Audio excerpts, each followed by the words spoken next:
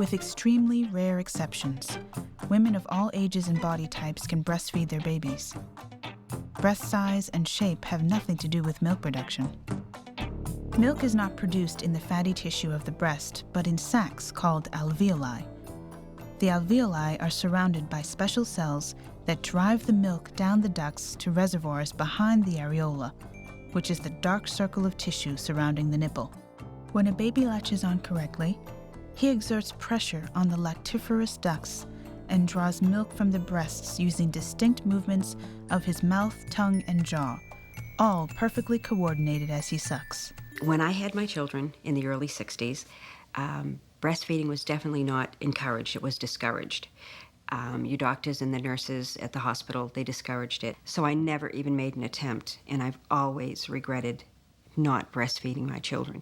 Fortunately, we know much more about how breastfeeding works than we did only a few years ago.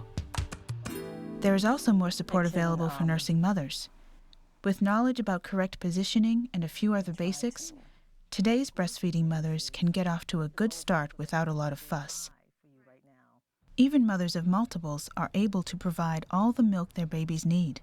I could not figure out how I would get both babies breastfeeding at the same time. They told me I could do it, but I couldn't see how it was done, so they showed me how it was done. And once they latch on, it's and you get them in a good spot. It's pretty easy. It's pretty easy. Women who have had a cesarean delivery can breastfeed shortly after surgery, usually in the recovery room within an hour of the operation. And premature babies can also be fed mother's milk. In fact, the nutritional benefits of mother's milk for vulnerable babies are so significant that if a baby is unable to suck at the breast after delivery, mom can pump her milk so that it can be fed through a tube or other means. Geraldine came 5 weeks ahead of schedule. Really caught us off guard. We really thought, I thought she'd be late, but she came early. And so she was in the intensive care unit for 6 days, and it was really nice to be able to do at least something to help Geraldine. So I pumped my breast and was able to give her breast milk while she was in intensive care. Thanks to the compact, portable breast pumps that are available today, working mothers can continue breastfeeding their babies more easily than ever before. Efficient, easy-to-use electric or manual breast pumps are available for rent or purchase.